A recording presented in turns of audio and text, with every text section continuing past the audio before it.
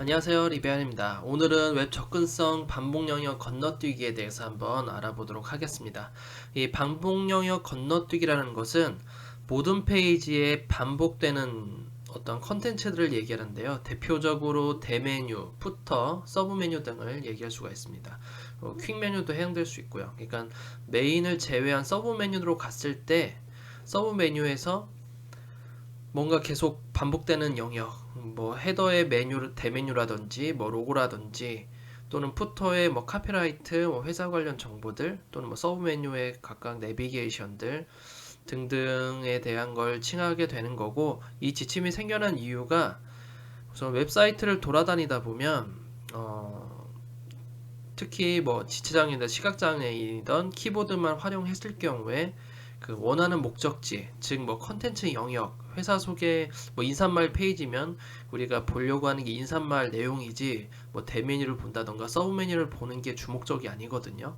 그래서 사이트를 들어갔을 때 본래 컨텐츠에 도달하기까지의 많은 소요 시간과 많은 작업이 있기 때문에 그거를 좀 사용성이 많이 떨어지기 때문에 그 부분을 좀 접근하기 용이하도록 만든 지침입니다. 그러면 어떤 항목이 있는지 한번 보도록 할까요?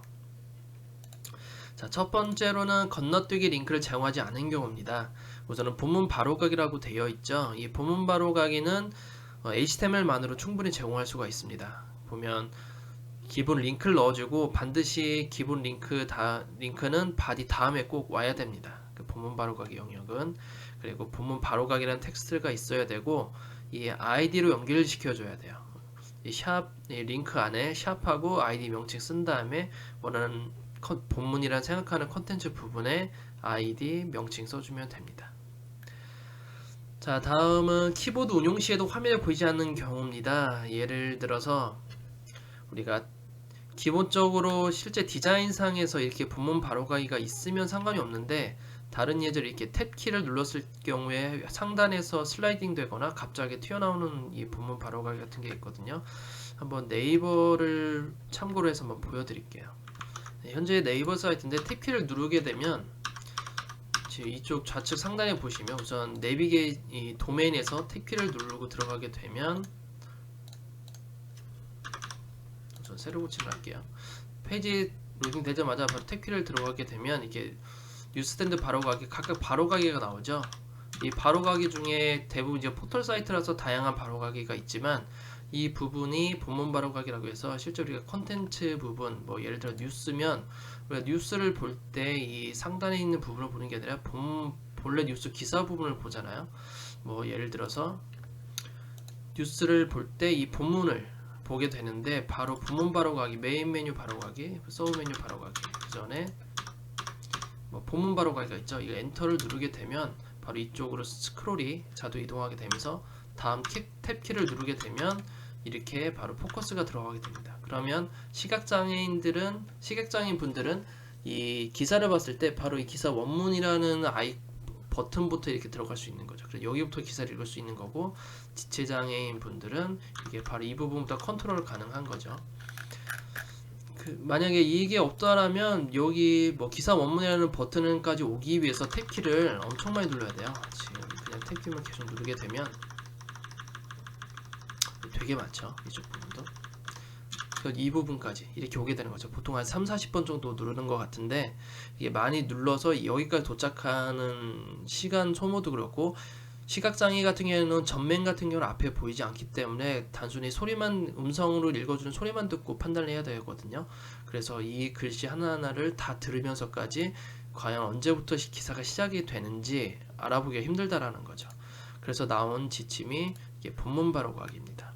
만약에 이런 것들이 화면에 보이지 않게 제공되긴 하지만 우리가 탭키를 눌렀을 때 나오면 어느 정도 준수한 걸 유지가 되고요. 2.1 버전에서는 2.0 버전에서는 이 본문 바로가기 영역이 눈에 보이지 않더라도 따로 뭐 무료에 해당되거나 하진 않고 권고사항에 해당됐는데, 이 2.1 버전부터는 이제 되도록이면 본문 바로가기가 시각적으로 표현이 돼야 합니다. 자, 다음은 href 값이 연결 등이 잘못되어 동작하지 않는 경우, 이 기본적인 코딩 방식인데요.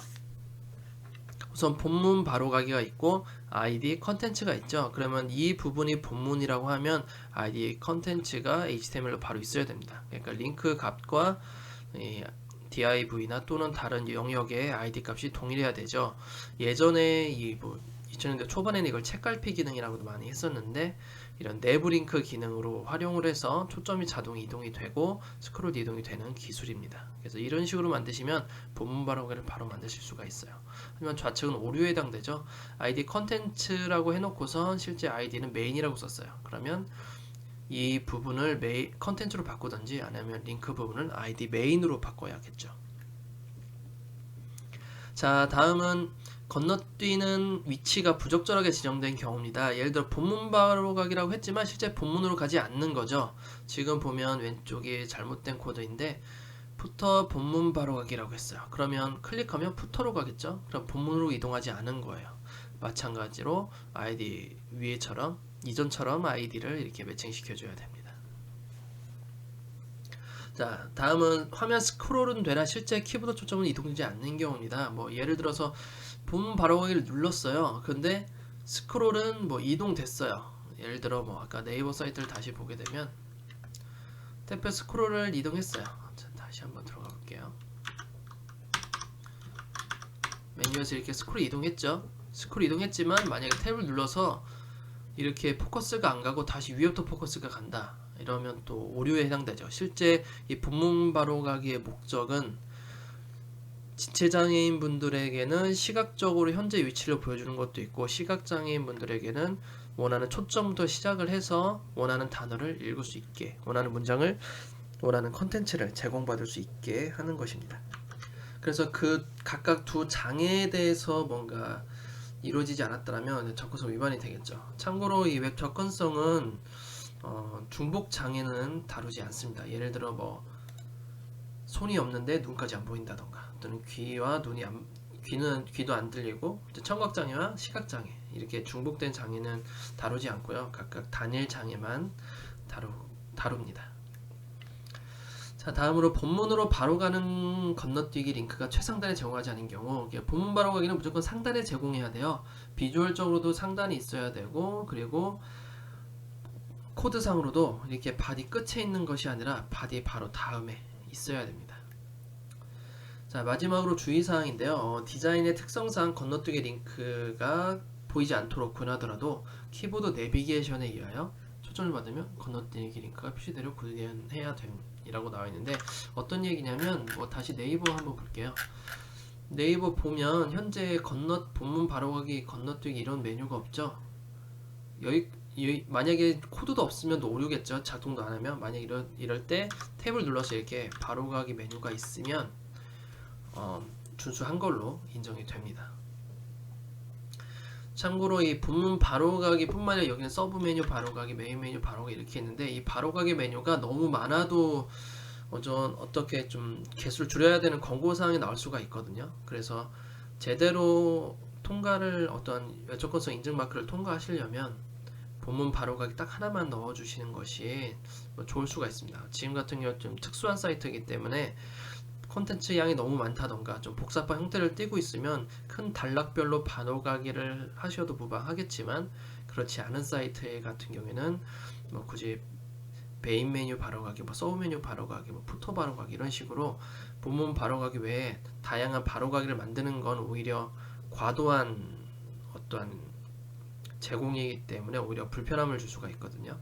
그래서 딱 본문 바로가기 하나만 주시는 것이 좋을 수가 있습니다. 자, 그렇게 해서 오늘은 반복 영역 건너뛰기 부분 해보았습니다.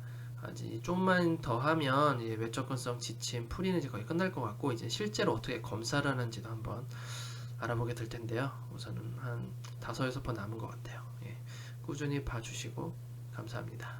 구독하기와 좋아요 눌러주세요. 감사합니다.